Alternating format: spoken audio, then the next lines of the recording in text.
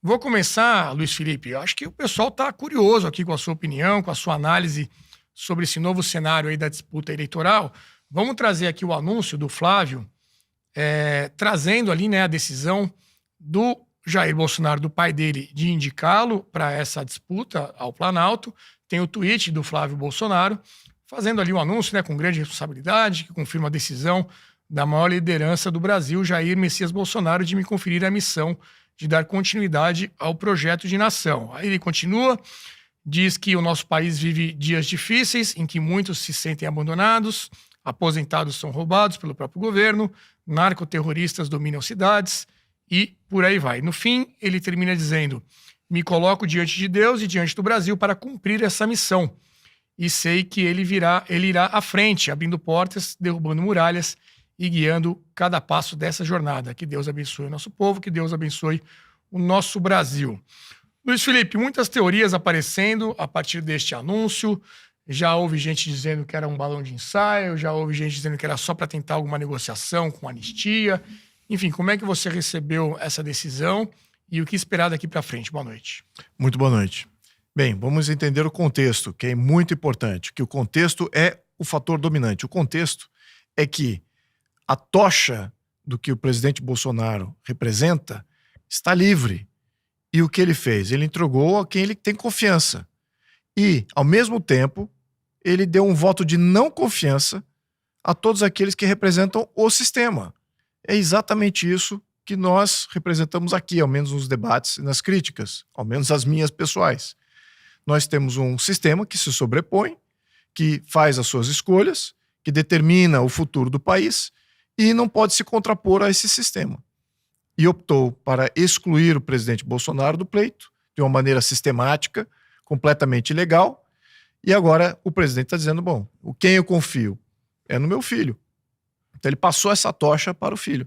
E eu acho que dentro do contexto de impopularidade do sistema, de impopularidade de todas as instituições públicas, do atual governo e da consciência do que está acontecendo no mundo, dessa onda antissistema que existe na Europa, Estados Unidos e outros países da América Latina, ou seja, o contexto é extremamente favorável para essa candidatura.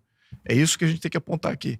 O que precisa agora é fazer essa construção do nome do Flávio Bolsonaro dentro do contexto da própria direita e também para essa população que quer ver de fato mudança. Agora, vamos pautar aqui uma coisa. Mudança tem dois aspectos. Mudança tem a mudança de um governo para o outro, sai um agente, entra outro agente, e tem aquela mudança que carrega com si reformas desse sistema. E eu sou um dos que falam mais abertamente. Se nós não fizermos reformas, nós precisamos que tenhamos candidatos que abracem reformas de verdade. Reformas do judiciário, do sistema eleitoral, reformas tributárias, de fato tributárias, para libertar a população e não para aprisionar a população dentro de um jogo lá palaciano de Brasília. Então, a gente precisa realmente de reformas profundas no Brasil. E se o pleito do Flávio Bolsonaro vier com esse intento, ele tem tudo para vencer. Eu acho que esse é o grande fulcro aqui de posicionamento. Porque ele está entrando num momento positivo da política brasileira, temos uma abertura muito grande antissistema em termos de opinião pública, e olha, todas as instituições aqui, tá? Não é só uma, não. São várias instituições. E, como sendo um candidato que vem com essa bandeira antissistema e reforma, se é isso realmente que ele quer representar, eu acho que ele vai ter uma candidatura muito positiva. Bom, a gente vai falar também sobre reações, né? Reação do mercado financeiro, reação de outros políticos. E ontem mesmo, o Flávio Bolsonaro colocou até uma situação em que ele poderia desistir da sua candidatura. Ele anunciou que falaria, né, qual seria esse preço, né? Essa troca, moeda de troca, para ele não concorrer. Deu uma entrevista no final da noite à TV Record e vamos ver o que ele disse então, qual seria essa condição para não concorrer ao Planalto em 26. O meu preço é justiça. O meu preço é justiça. E não é só justiça comigo, é justiça com quase 60 milhões de brasileiros que foram sequestrados, estão dentro de um cativeiro nesse momento, junto com o presidente Jair Messias Bolsonaro. Então, óbvio que não tem volta. A minha pré-candidatura à presidência da República é muito consciente. Ela é para representar grande parte da população brasileira que não aceita mais essa quantidade enorme de desmandos. São pessoas, assim como o presidente Bolsonaro, que estão sem ver suas famílias, estão fora do país, e que a única forma disso acontecer é se Bolsonaro estiver livre, nas urnas, caminhando junto com os seus netos, os filhos de Eduardo Bolsonaro, pelas ruas de todo o Brasil. Esse é o meu preço. Muito bem. Notícia também já se espalhou rapidamente, né? Então ele quer anistia e Bolsonaro elegível. Vamos ver se alguém vai estar afim de pagar esse preço. Adriano Janturco, tua análise aí sobre esse anúncio e as consequências nesse cenário eleitoral para 26. Boa noite. Boa noite, Renato. Boa noite a todos. Olha, minha visão é a seguinte: do ponto de vista de Bolsonaro, da família de Bolsonaro, faz totalmente sentido.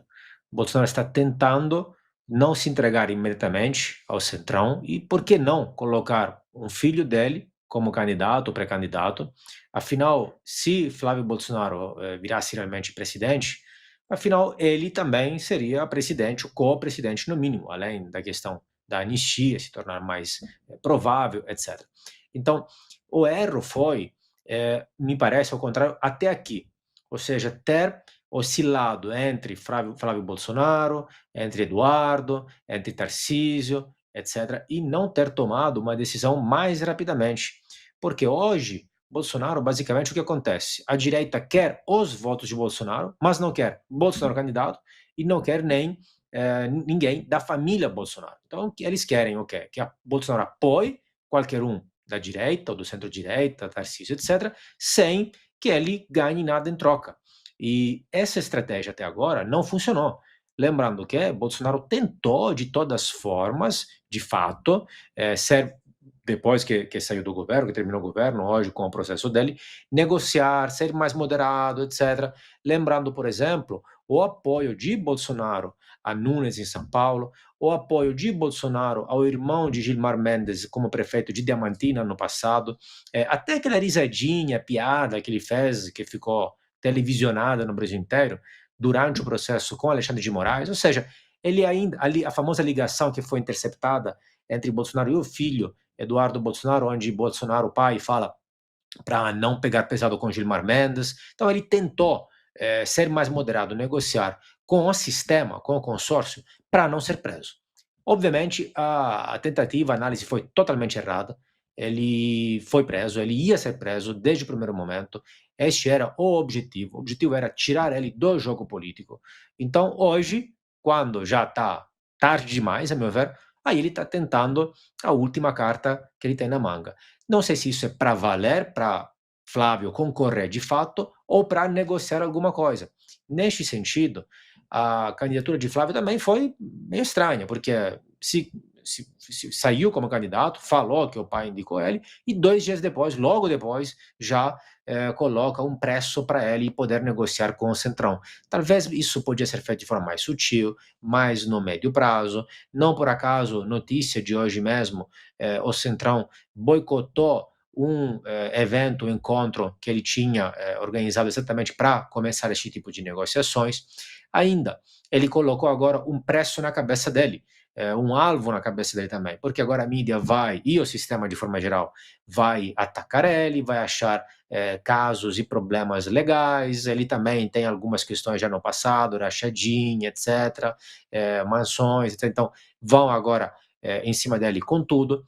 E ainda, por outro lado, o nome Bolsonaro, o sobrenome Bolsonaro, caso chegasse lá na urna, o sobrenome Bolsonaro, quando as pessoas veem aquele sobrenome lá, obviamente ainda tem muito apelo. É verdade que os votos não se transferem tão facilmente, e ele não tem o apelo, obviamente, do pai. Mas as pessoas entendem que votar ele seria um pouco como votar o pai. Algumas coisas sobre a candidatura dele de forma específica. Muito se fala, né, que as pesquisas agora nós vamos mostrar, que as pesquisas mostram que ele tem uma desvantagem em comparação a Lula, provavelmente vai perder, etc., e especialmente tem muita rejeição. Mas veja, Bolsonaro também, em 2018, tinha muita rejeição. E mesmo assim, conseguiu ganhar as eleições. Ele tem mais rejeição que Tarcísio e Ratinho Júnior e outros, também porque ele é mais conhecido que eles. Ainda, ele, logo que foi nomeado, se autonomeou como candidato, gerou mais de 160 milhões de menções nas redes sociais. Então, mostrando que ainda o potencial daqui até as eleições de 2026 realmente é muito, muito grande. E, a meu ver, pode ser isso, ou seja, eles foram traídos todas as vezes que tentaram negociar, e agora estão tentando fazer o contrário. Primeiro vamos negociar a anistia e depois vamos ver quem será o candidato da direita. Vejam, vamos fazer o experimento mental ao contrário.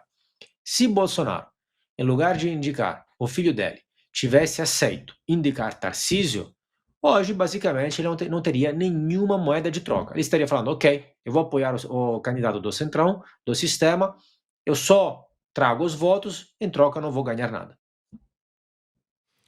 Pois é, leitura interessante, né, essa questão da negociação, e o Jean Turco citou a questão da anistia. O Flávio Bolsonaro também falou sobre anistia nessa entrevista à Record. Veja só. O projeto da anistia não te satisfaz?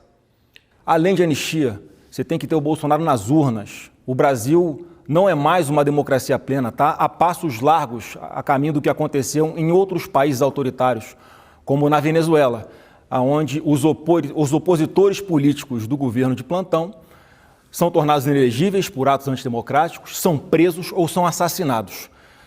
Então eu tenho que dar graças a Deus porque ainda tenho meu pai vivo, porque tem famílias dos perseguidos do Rio de Janeiro que nem isso tem mais. O seu ente querido já morreu, como é o caso do Clezão. E a gente não pode continuar de braços cruzados como se estivéssemos indo, um boi indo para um abatedouro sem poder fazer nada. Pois é, o deputado Nicolas Ferreira, inclusive, ressaltou essa questão da anistia, né, que agora seria a hora de realmente ir para cima em relação a isso, ainda tentando, em 2025, né, antes da virada do ano, pautar essa votação lá no Congresso. Acho difícil, né, o pessoal resiste muito. Mas eu queria saber do Cabreira o seguinte, a gente até conversava antes, né, Cabreira, quem está criticando, né, uma parte dos críticos desse anúncio, diz que isso tira a competitividade da direita nessa eleição de 26, que seria melhor uma composição com o Tarcísio, com alguém com menos rejeição, para você ter mais chances de ganhar do Lula nessa eleição. Você acha que realmente, sem essa composição, é impossível a direita ganhar, deveria ser mais pragmática? Você acha que o Flávio tem potencial também de vencer? Como é que você vê esse cenário mais abrangente para 26 em relação aí à satisfação do público em geral com o atual governo? Boa noite. Boa noite. Antes de mais nada, um prazer estar aqui no Cartas na Mesa. E eu queria abrir a minha manifestação dizendo que nós temos que reconhecer que hoje, inegavelmente, o presidente Bolsonaro ele é a maior autoridade, ele é a maior liderança daquilo que a gente poderia chamar de direita. Aliás, eu não gosto muito dessa classificação que as eleições de 26 vão ser eleições entre direita e esquerda. Eu gosto muito até de utilizar assim, eu acho que nós vamos ter uma eleição em 26 daqueles que defendem e acreditam no Estado e daqueles que não acreditam mais no Estado como ele é hoje, esse Estado grande, gigantesco, que se intromete na vida das pessoas, na educação dos nossos filhos. Eu acho que essa é a grande escolha que nós vamos ter agora nessa próxima eleição. Agora, o que nós tivemos agora foi uma peça, talvez uma das mais importantes no tabuleiro político, que foi mexida. O presidente Bolsonaro ele tem todo o direito de fazer a sua indicação. E, assim, o que é interessante a gente relembrar, o número hoje, talvez eu não tenha visto no cenário da política brasileira, Renato, tantos governadores de primeiríssima linha, como você pode pegar o governador Zema, Caiado, Tarcísio, o Ratinho, tantos outros, buscando o apoio de uma liderança como eles buscaram o apoio do presidente Bolsonaro. O que eu quero dizer com tudo isso? Eu quero dizer que eu, pessoalmente, não conheço o senador Flávio Bolsonaro e daqui para frente, com essa escolha sacramentada, se ela realmente for sacramentada, eu acho que ele tem que provar o seu valor. Ele tem que mostrar que ele não foi indicado apenas por ser o filho do presidente, mas ele tem que construir um projeto em torno da sua candidatura, articulando partidos, articulando lideranças. Eu acho que agora depende dele, a raia foi aberta, então eu acho que o processo político vai analisar agora qual é a composição. Assim, eu não acho, eu vejo alguns analistas, isso seria óbvio, são mais torcedores do que analistas, o movimento, puxa, não tem chance, não sei o quê, assim. Eu imagino, e essa é uma opinião pessoal minha, que poucas vezes eu diria que aqueles que defendem o livre mercado, aqueles que defendem o empreendedorismo, aqueles que defendem uma verdadeira democracia, nós nunca tivemos tanta chance de mudar a chave como nós temos agora em 2026, por incrível que pareça. E dizendo isso, Renato, sabendo que a eleição de 26 ela não será apenas contra o presidente Lula, ela terá a reboque o STF. Aliás, eu acho que o principal candidato desse movimento que a gente chama pró-mercado, pró-empreendedorismo, defensores dos direitos de propriedade, nós temos que reconhecer qual que é o principal problema hoje do nosso Brasil. É o ativismo judicial. Não adianta fugir disso. Aliás, eu tenho até meio receio de comentar essas coisas, sabe? Já é um sinal, né? Não. Eu estava agora, na hora do almoço, comentando. Assim, eu tenho alguns trabalhos humanitários. Então, eu já visitei alguns países, visitei 3 vezes a Coreia do Norte, visitei o Sudão, visitei a Somália, visitei o Iêmen. E era uma sensação assim, quando a gente conseguia decolar ou sair daqueles países, sabe? A gente tinha um alívio, né? Puxa, graças a Deus eu estou chegando no Brasil, essas coisas. Agora, quando você vai falar do STF, você fica... Então, isso mostra a necessidade dessa mudança. Eu acho que esse candidato ele tem que reconhecer esse ativismo, essa hipertrofia. Não adianta o sujeito chegar fazendo... É preciso, além das propostas econômicas, daquilo que se for propor na eleição, reconhecer que hoje o principal problema nosso é o STF. Nós temos que nominar isso. E assim, o Disraeli dizia que as palavras, elas governam os homens. Nós vivemos o poder da palavra. Então, quem tem a palavra está dominando o debate. E a gente tem que começar a esclarecer que uma crítica a um ministro do STF ou a uma crítica a uma decisão teratológica dele não é um processo antidemocrático. Não é um ataque às instituições. Não é um ataque à corte, nada disso. Você está atacando uma decisão que tem um ativismo que exacerbou. Aliás, assim, a imprensa ela deveria ter notado isso. Agora, o que eu queria só colocar nesse cenário, e aqui apenas justificando, eu acho que 2026 vai ser o resultado de um grande movimento que já começou em 24. E poucas pessoas, na minha opinião, têm feito essa análise. E qual é? Veja, você tem 6 estados brasileiros hoje, Renato, que não elegeram nenhuma prefeitura do PT. Nenhuma. Exatamente nenhuma. Roraima não tem, Mato Grosso não tem, e mais 4 estados. Se você pegar onde o PT elegeu uma única prefeitura, você tem mais 3 estados. Olha só. Onde elegeu 2 prefeituras, tem mais 3 estados. Onde elegeu 3, tem apenas mais 3. Estou te dando aqui um cronograma. E onde elegeu 4, por exemplo, está o estado de São Paulo. O PT elegeu no seu berço aqui, no estado de São Paulo, apenas 4 prefeituras. Então isso mostra esse movimento. Hoje, esse movimento pró-empreendedorismo, que a gente tem chamado assim, domina hoje mais de 3.300 câmaras de prefeitura. Então esse tanto de imposto que caiu na cabeça do Sim, então esse movimento ele já começou, e aliás, na minha opinião aqui, essa decisão do ministro Gilmar Mendes, eu não estou criticando ele como pessoa, mas essa decisão a respeito dessa reinterpretação de uma lei que tem, não sei, acho que 70 anos, né, a lei do impeachment. Agora ela é um sinal de proteção, E para mim isso é um bom sinal, porque é a última barricada a ser vencida para você mudar. Não só faltou isso. Por quê? Porque vem um Senado diferente em 2026. Muitos estados você vai vir com 2 senadores de oposição. Então o que eu estou fazendo? Esse conjunto, se você somar, eu não fiz as contas ainda, mas o eleitorado desses 6, 7 governadores aí, mais pró-mercado, talvez seja 50%, 60% do eleitorado brasileiro. Se você pegar, por exemplo, a insatisfação que você encontra na sociedade, por incrível que pareça, né? Hoje, segundo aí o Serasa, por exemplo, 8 de cada 10 famílias elas estão endividadas. 3 de cada 10 estão inadimplentes, não estão com as suas contas em dias. Recorde de recuperação judicial, de empresas endividadas, mais de 3 milhões, 9 milhões de brasileiros que foram lesados no INSS. Enfim, quando você começa a somar tudo isso, significa o quê? Um cenário extremamente favorável de mudança de regime em 2026. Pois é, a gente tem citado bastante aqui o governador Tarcísio, né? E o Flávio Bolsonaro também falou sobre ele nessa entrevista. Veja só o que disse o Flávio. Tarcísio é o camisa 10 dessa seleção, desse time que nós temos, e eu confio muito que nós vamos começar a ganhar essa eleição lá em 26, a partir de São Paulo, com o Tarcísio no palanque, com a aprovação maravilhosa que ele tem, com o trabalho maravilhoso e bem avaliado que ele tem, o time dele ali qualificado, eu não tenho nenhuma dúvida, não, que nós vamos partir de uma diferença ainda maior em relação ao PT nas eleições de 26 do que nas eleições de 2022. Então o Tarcísio é uma peça fundamental nessa engrenagem. Tive contato com ele, foi a primeira pessoa com quem eu falei antes de começar a falar para outras pessoas qual tinha sido a decisão do presidente Bolsonaro. E comigo ele foi absolutamente transparente, direto, pode contar, estamos juntos. Eu não vou ficar cobrando do Tarcísio que ele se manifeste publicamente, porque ele já falou por várias vezes que o objetivo dele é ser candidato à reeleição no governo de São Paulo.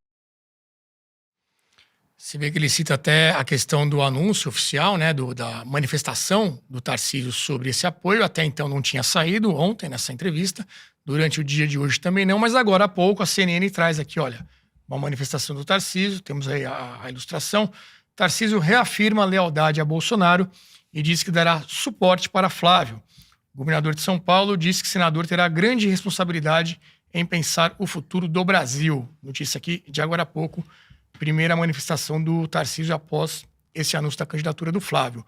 Luiz Felipe, outra coisa que o Flávio falou, e que também o Cabreira chegou a citar no comentário dele, seria a importância de São Paulo, né, nessa eleição do ano que vem. Se a gente for parar para analisar até a eleição de 22, o pessoal geralmente fala do Nordeste, né, que o Nordeste fez a diferença. Na verdade, o Nordeste basicamente manteve o percentual das eleições anteriores para a esquerda, né? Ele por volta de uns 70%. São Paulo é que caiu em 22 em relação a 18. Então, onde o Bolsonaro perdeu a eleição de 22, se você for avaliar as variações, foi no Sudeste. E com um candidato forte como o Tarcísio numa reeleição, na tese aqui do Flávio, Sim. Isso ajudaria a ter um resultado melhor em 26. Como é que você vê essa questão da competitividade do Flávio? E se você também compartilha dessa visão do Cabreira de que é algo que está vindo aí uma onda de insatisfação, independente de quem seja o nome? Então, esse eu acho que é o fator dominante, é a onda de insatisfação, é o contexto. Porque São Paulo viu o preço que pagou escolhendo Lula, escolhendo o candidato que, de fato, hoje está destruindo o país. É isso que São Paulo viveu.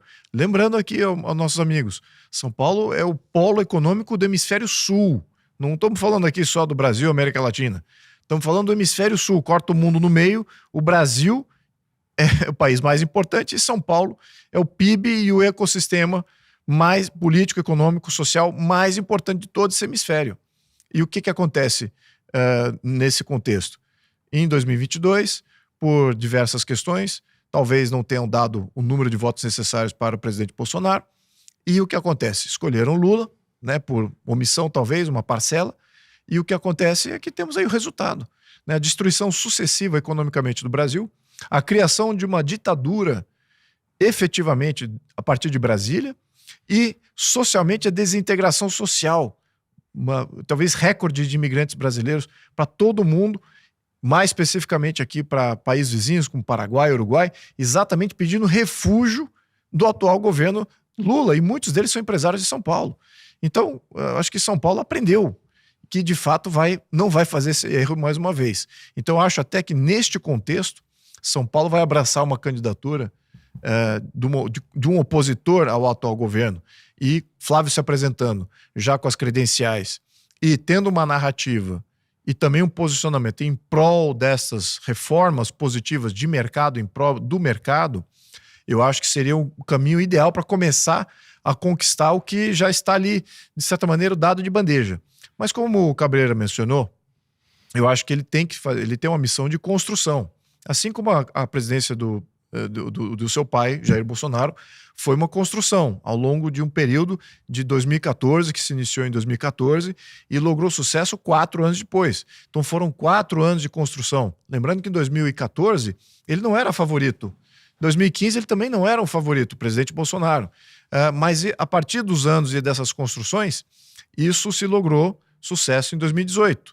Agora, o Flávio tem um desafio, talvez, por um lado, maior, porque ele vai ter que fazer essas construções em período recorde, né, em menos de ano. Ao mesmo tempo, o contexto é que o eleitorado aprendeu. O eleitorado aprendeu, viu as entranhas do que é a esquerda brasileira, viu o objetivo final. Estamos ali na beira de um abismo e está olhando para aquele abismo e está querendo agora pular para trás. Então, quem tiver ali para receber ou dar apoio a essa opinião pública que de fato se vê traída pelo atual governo Lula, o que, para quem conhece a temática da esquerda, nada mais é do que eles sempre pregavam, mas aqueles que se veem traídos sobretudo os Faria Limers, né, que estão aqui na Faria Lima, que deram muito apoio ao governo Lula, então esses agora talvez estão buscando uma outra alternativa. E se o Flávio tiver uma narrativa correta, um posicionamento correto, uma indicação de pessoas que vão levar de fato o país a lograr essa grande oportunidade que nós sempre tivemos, eu acho que ele tem um apoiamento massivo aqui em São Paulo. Muito bem, mandar um abraço aqui para o pessoal que está interagindo com a gente no chat. Tem aqui Antônio Botino, tem também aqui, deixa eu ver quem mais, a Kátia Edney, Rosana Abdu. Mande aqui também suas perguntas, seu abraço aqui, seu alô pra gente, para que também a nossa programação chegue a mais pessoas. É muito importante você curtir aqui o nosso programa, porque o YouTube dá relevância, dá importância para o nosso conteúdo. Quero trazer agora aqui a análise do Flávio, a resposta dele sobre a pergunta de que essa seria uma candidatura, um balão de ensaio, né? Algo não muito sério, e que não seria uma candidatura que iria até o final, até realmente chegar à eleição. Vamos ver o que ele respondeu a essa questão. Cara, sinto que elas estão redondamente enganadas, não tem balão de ensaio. Eu não tiro o meu nome, a não ser na condição de nós termos justiça, como eu falei aqui, não só com Bolsonaro, mas com centenas, com milhares, com milhões de brasileiros que estão sofrendo, angustiados, desesperançosos, com aquela sensação de quem tem a quem recorrer, o que a gente faz agora. Então, o lançamento do meu nome vem para resgatar esse brilho, para esquentar de novo o coração do brasileiro, para eles verem que tem esperança e que eu estou dando a cara a tapa e que não tem volta. Eu só vou parar no dia da vitória, porque Deus vai abrir esse mar para a gente entoar o hino da vitória do outro lado e para libertar o Brasil desse cativeiro. Jean Turco, você já citou aí essa questão de agora eles terem que negociar, né? O Flávio está numa posição melhor do que simplesmente aceitar de forma passiva ali aquilo que estava se impondo, que seria indicar o Tarcísio, algum nome mais moderado. Outras análises que eu vi nesses últimos dias, né, é que também era uma forma de centralizar essa liderança dentro do PL, dentro do bolsonarismo, né, do que se chama de bolsonarismo, porque a gente teve já algumas situações, por exemplo, em Santa Catarina, aquela polêmica em torno da candidatura do Carlos para o Senado, tem a Carol Detone, tem o PP lá com o Amin, depois no Ceará, a Michele questionando uma suposta aliança com o Ciro Gomes, estava tudo ali muito disperso. E agora você tem algo centralizado, você tem uma figura que vai ser essa voz para liderar a oposição. Uma outra tese seria também de você deixar o Tarcísio um pouco fora do foco. Você tem 3 meses aí para sentir como é que esse anúncio, essa candidatura vai aparecer nas pesquisas, vai performar até mais ou menos ali março, abril, quando o Tarcísio tem que resolver mesmo se vai sair para presidente ou continua como governador. E uma terceira tese dessa estratégia seria aumentar o custo do STF agora também ir para cima do Flávio, porque se também arrumarem algum processo, alguma coisa, algum inquérito para tirar o Flávio dessa disputa, seria mais um indício aí, mais uma coisa, uma decisão da justiça interferindo nessa disputa, né, trazendo aquela questão toda de perseguição ao lado da direita nas disputas eleitorais. Você acha que alguma dessas outras teses também faz sentido? E você acredita que o Flávio vai até o final? Olha, acho que várias delas são plausíveis. Perché è possibile che mais interpretações sejam plausíveis? Porque realmente, sendo como sempre um jogo de poder atrás dos bastidores, não é dado saber exatamente quais são as intenções. Agora, a última interpretação, seja que seria para dificultar que o STF possa investigar Flávio Bolsonaro, etc., porque senão ficaria muito na cara, essa é a que eu descarto, porque assim, até agora o STF não teve problema nenhum e pudor nenhum em fazer algo dessa forma, ou até pior, né? O mesmo processo Bolsonaro é claramente isso, né? É para tirar ele do jogo político, né? Então, do começo ao fim, né? Então, o que eu diria, não sei exatamente se a resposta que ele deu, que ele não vai retirar a candidatura dele, que vai até o final, é verdade ou não. Eu diria que, por um lado, se Bolsonaro, pai, quisesse realmente ir com tudo mesmo, uma atitude mais dura ainda, ele teria indicado Eduardo Bolsonaro, que sabemos que entre os três irmãos, na família, na verdade, é o que tem a linha mais dura. A nomeação de Flávio Bolsonaro, além do fato dele ser o mais velho, ele é o cara da negociação, na verdade. Ele é o cara mais moderado, talvez, entre eles. Então, talvez o objetivo seja exatamente negociar. A segunda, sim, a segunda pista, né, que vai nessa direção é o fato que ele, repito, falou isso imediatamente no segundo dia. Olha, posso retirar só a uma condição. E, de fato, se nós ampliarmos, olhar além da questão das eleições de 2026, qual é o grande objetivo atual agora, talvez até maior que 2026 da direita? A anistia. Então, talvez isso pode ser inserido neste contexto. O objetivo real é a anistia. Afinal das contas, a verdade, olha, a candidatura de Flávio Bolsonaro, que a intenção seja se candidatar mesmo até 2026, ou, como ele mesmo fala, estar disposto a negociar, mas, de fato, significa o quê? É pressão em cima do Centrão.